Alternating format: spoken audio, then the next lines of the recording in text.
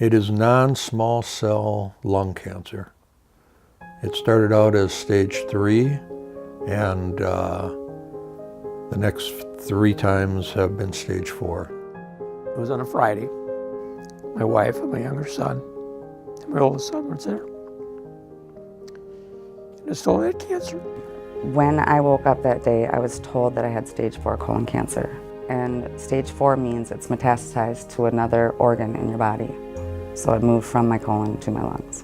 Everything went fast after that. It was like, okay, pulmonary, and then he had these biopsies, and they were like, this is an aggressive cancer. And at this time, we're like, what? It's a 2x4 across your head. It's scary. My first reaction wasn't for me. It was, how do I tell the ones around me that I love? Jackson found out by accident. He overheard a phone conversation I was having.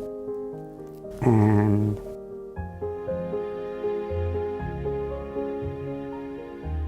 it reminded him of a movie we watched, Guardians of the Galaxy. Because the mom dies of cancer in the beginning of the movie. So he asked me if I was gonna die. I told him no. So yeah, it gets hard when you're going through this.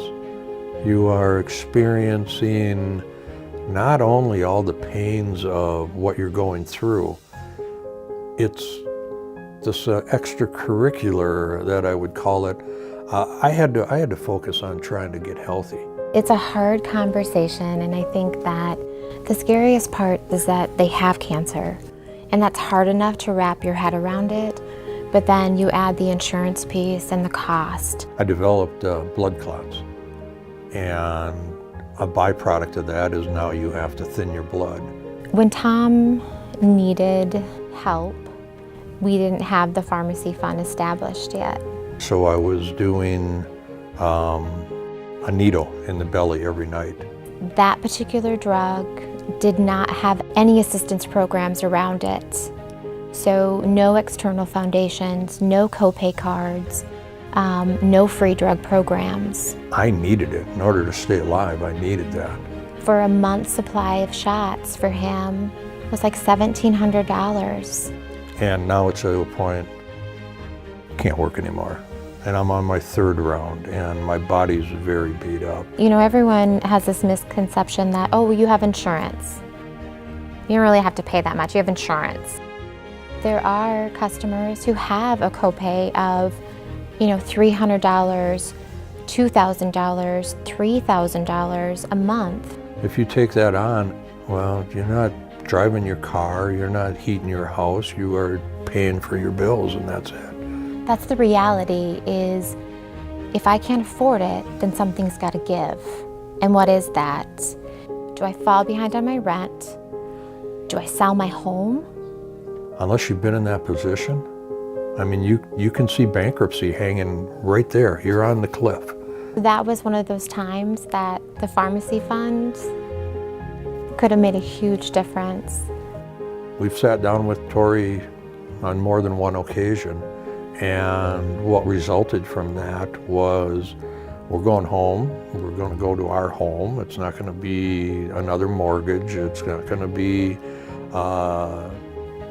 hot dog with no bun tonight. We're gonna just continue to enjoy life. So this isn't about getting funding for somebody to start medication for 1 month. It's about buying us time to figure out a solution, to get free drug, to get continued foundation assistance through other organizations. It's our last resort. It's something that we're not relying on to spend foolishly, not to get somebody something that they can't continue on. This is when you're in a pinch, but you have solutions. When I go out there, the waiting room is just a little bit fuller than it was last year. And it was a lot fuller than what it was back in 12 or in 11. You see people at the absolute worst time who are struggling to even wrap their head around their diagnosis. And this pharmacy fund allows them to continue on, to continue fighting. If I could just say something directly to everybody. There comes times when there's no other way to put it, especially at the cancer center. I need you.